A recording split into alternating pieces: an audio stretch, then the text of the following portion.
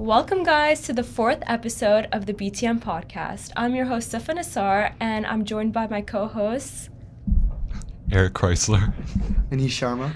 And for today's episode, we have two special guests joining us today, Mayu and Ajitesh. Our guests have completed their 8-month work term, and they have a lot of insights today that they're going to talk about. So it's going to be exciting. So stay tuned until the end. So before we get into the first questions, I want to ask, how's your day going? What have you guys been up to?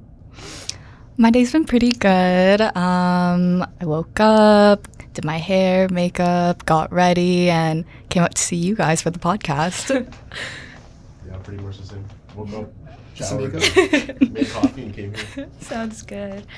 So for the first question, I want to ask you guys, tell us the process of how you kind of landed your first co-op. What did you have to do with the primary rounds, your resumes, your cover letters, and just give us a brief overview on how you landed it.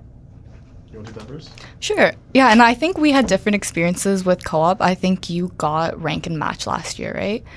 Yeah. So last year, I was struggling a little bit applying for co-ops because during almost all of the jobs I applied for during rank and match ended up getting pulled the day of or the day before. So I was left, without a co-op after May, and it was the volume of co-ops, it did go down drastically. So I was really stressed, and I honestly I kept applying and reworking my resume, redoing my cover letters, and just honestly kept applying and applying and applying. And then eventually I didn't land BMO until halfway through August. So it was honestly really late into the co-op game. Mm-hmm. But it's a good lesson to show that even if you don't get one during rank and match or right away, don't get discouraged or be disappointed, because there will be more and you will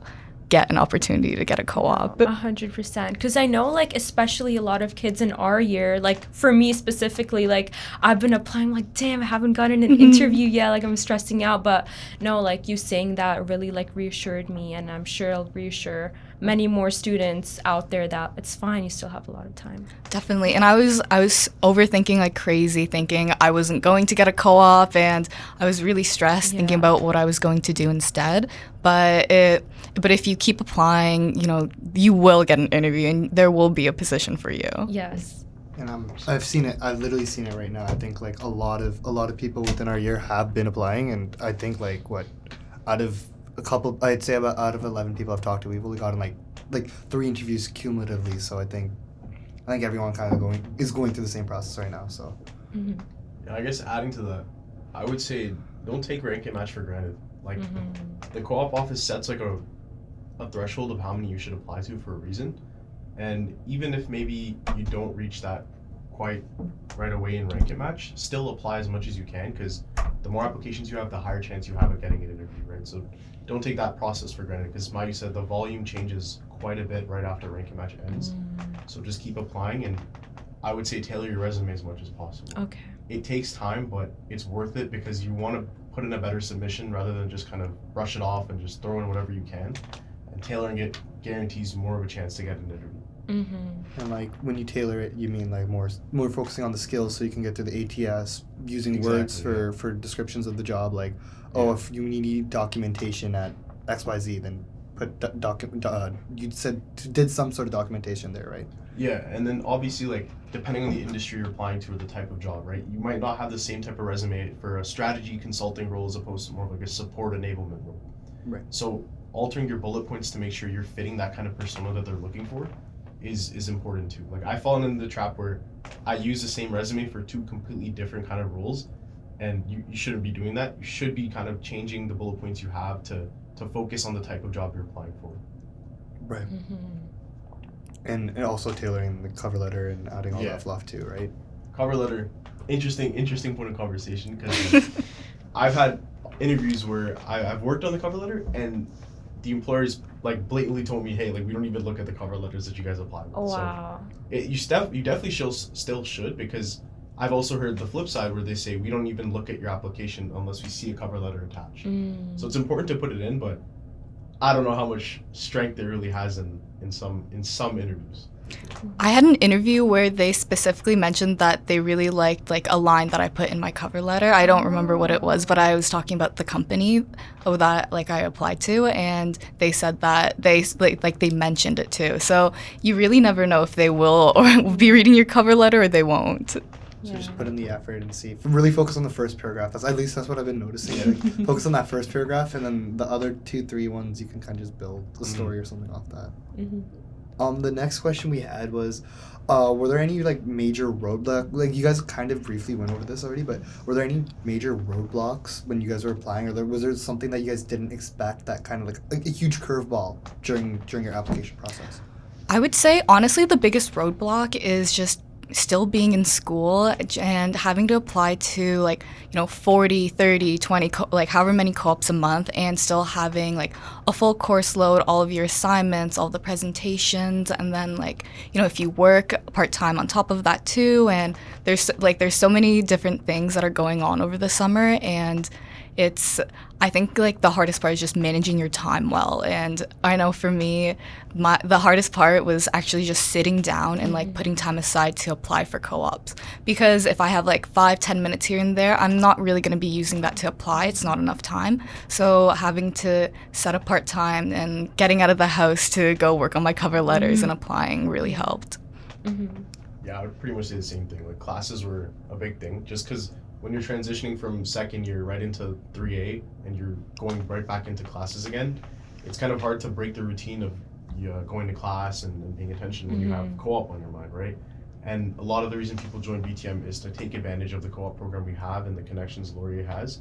So you do really think about it quite a bit, because it's a big reason of why a lot of people come to the program.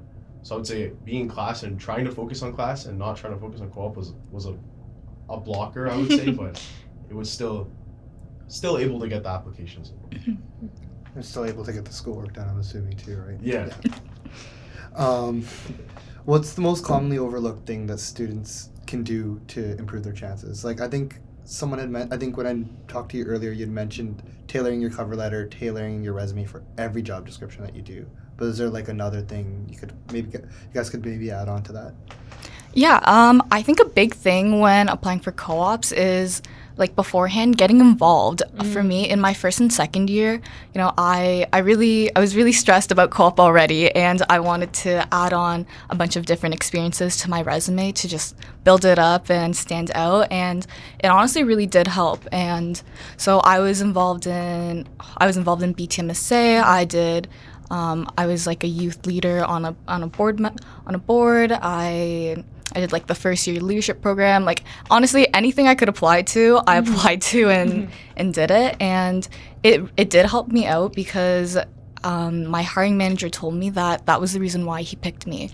Compared to all the other applicants, I was just, I had so many different involvements and extracurriculars that he was really impressed, and it shows that you can manage your time well with a bunch of competing responsibilities. So I would say it's honestly a really underrated way to set yourself apart, because most places that you can get involved in, you don't have to do a lot of work either. You could join as a representative or a general member, and just to add that experience on, it really helps. Even for me, I don't have any corporate work experience. I know some people in our year do have some. Not a lot. Not a though. lot. It's very hit or miss. Yeah, but I remember Tim and Sarah, they're you don't really have much work experience there, so that might be a roadblock, so we recommend you kind of getting involved. And I feel it was good advice. I've gotten involved a bit, and hopefully it pays off. We'll see. No, it definitely will. That's a good point. And even when it comes to doing extracurriculars, right? At the end of the day, what you want to do is build transferable skills. So even something as simple as messaging, the way you guys messaged us beforehand, to be hey, this is the date we're going to set this up. Here are the questions you're going to have. This is the location. Things like that you will use in the corporate world, whether you're setting up meetings with other stakeholders on a project, whether you're just communicating with your manager too. Just having that skill of being communicative, being punctual, that transfers wherever you go. So it's not necessarily just getting a name on the resume, just getting like a corporate experience, but having skills on the resume is super important. And I guess one other thing I would add is don't be afraid to put like a little personal part of yourself on the resume. This is a tip I got from some of my friends in BBA. What they would do is if they had space on the resume, they'd add an additional information section, and then they'd list out the sports they played throughout their entire life. Then they would put down some of their hobbies. Like I have like music down there. I have like collecting watches. And then they'd also throw in like something really, really niche. My one friend, what he had on his resume was a special type of pasta he was trying to learn how to cook. And that got him like 2 job offers just because he would talk about that in his interview. Wow. And so sometimes having those like things that make you stick out and make the interview less of like an interrogation, more of a conversation, can help you in those situations. And building off of that, with all the experience you've garnered, both of you are in your 3B term, so you're in your 6th term of study, and you've come off of an 8-month work term. Is there anything you wish you knew in your first or second year that you know now? Personally, if I could go back, I would tell myself to not stress out as much. In my first and second year, I was so anxious and just overwhelmed with like everything, and I was constantly worried. Like I had the fear of dropping out in my mind constantly for every class, every midterm, every exam. I was always stressed out and worried that what if this is it? What if this fails me out? But honestly, like you just have to like believe in yourself and like your own skills. Like I know the course material. I know that I prepared and I studied, and it's just like telling yourself and really like believing in like your own ability. And I think that also really helps in co-op too, because this was my first corporate experience too, and just not telling myself, but also proving that I can do it, and just being confident in my own skills and ability, I think really helped push me forward. And being confident in your ability also gives you the confidence to take initiatives, and it just really helps improve your image. I think you kind of hit the nail on the head with that. But I would say that you kind of have to do things to put the odds in your favor. So being in Brantford and being like part of BTM, where you're competing for jobs against people in Waterloo, you're competing against BBA kids, you kind of have to do the extra step to put yourself out there and just get more of an experience and more exposure to different people. So I guess one thing I would say is, sure, first year, second year, focus on your GPA more than anything, because that's just like the baseline, right? If any employer is looking to hire a student, you're not getting an interview unless you're already at that kind of threshold of like a 3.5 GPA or 3.2 GPA, right? So focusing on your GPA is really important, but beyond that, you have to take the extra step of doing coffee chats, right? Laurier is known for having such a great alumni network.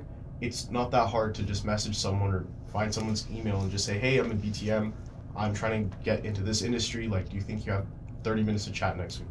Do those extra little bit of tidbits where you kind of gain confidence in yourself, right? As Mayu said.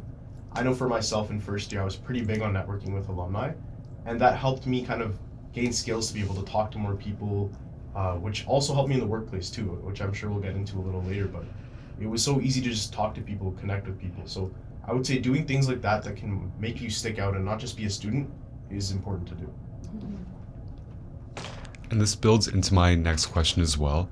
Going back to your first year in your very first semester, what is one thing you would tell yourself as you just entered into the BTM program? I would say enjoy the first 2 years, balance school and fun, because once you get to third year, it's a tricky position when you compare your situation versus all your friends, right? Like it's the summertime right now, we're in school, all our friends are probably back home having fun. So I would say enjoy those first 2 years, because it does get a little rocky once you get to third. Yeah, I definitely agree with that. And I would also tell my first year self to not go out as much and to study a lot more, and set myself up to kind of coast through the rest of my years of BTM instead of having to not struggle, but to have to fight to keep my GPA above, the minimum amount and not have to worry about it, because the first year courses are the easiest ones, and it doesn't feel like it when you're in first year, but if I could go back and retake all of them, I would. I think I'm in the same position as you. I think I definitely definitely came into university. I'm like, okay, this shouldn't be too bad. You know, microeconomics. This seems really easy. Supply and demand. Surely won't be too bad. And then I didn't really study as much as I should have, right? And didn't really go in my favor. So I guess I agree with you on that. Like, start strong, build a good foundation, build a good base, and then obviously when you get to like second semester, it's summer, go outside, go touch grass, go have fun. Yeah, Exactly.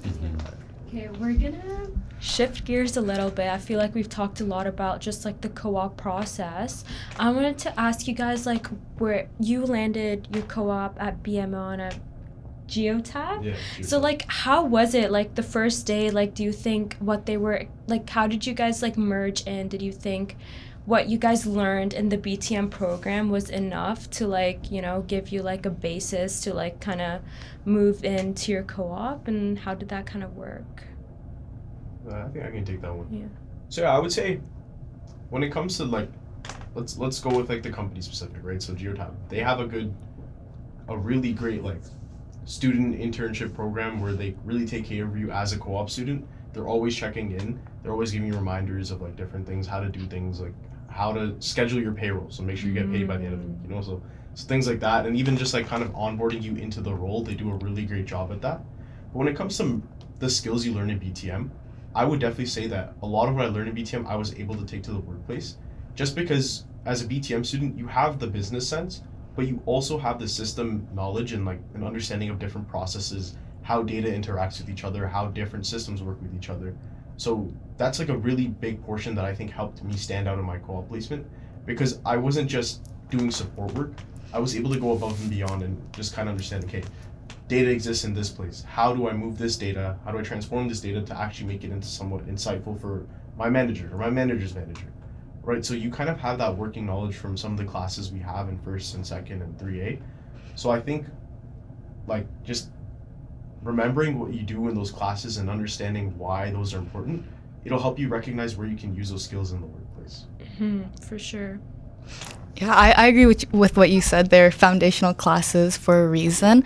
At BMO, my co-op experience was, I honestly really enjoyed it, and BMO is such a big organization and they bring in so many interns every semester, so they kind of know what to expect from the interns, and they have a great like onboarding system, and I really like the 8 months, especially for my position, because the first couple months, I just got to like be integrated into the team and like really learn like why we're doing what we're doing and like why these processes are getting done and just like all the reasonings behind it.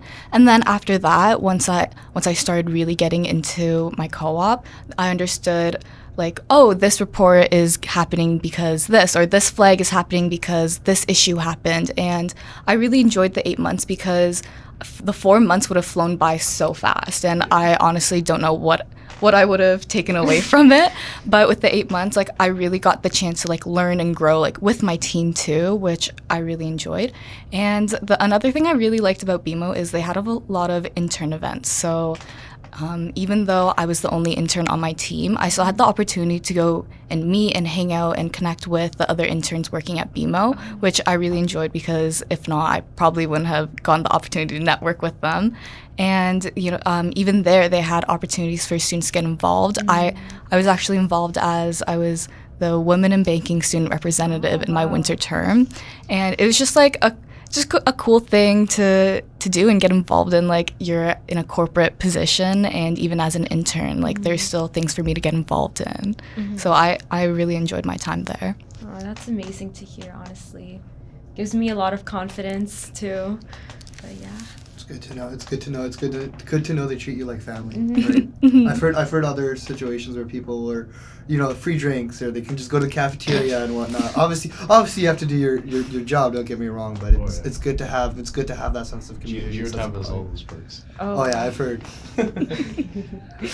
But yeah, thank you guys so much for your time. Thank you guys for coming on to the episode today. That pretty much wraps up that pretty much wraps up everything we had for today. Any closing thoughts? No? Okay, well, see you guys in the next episode.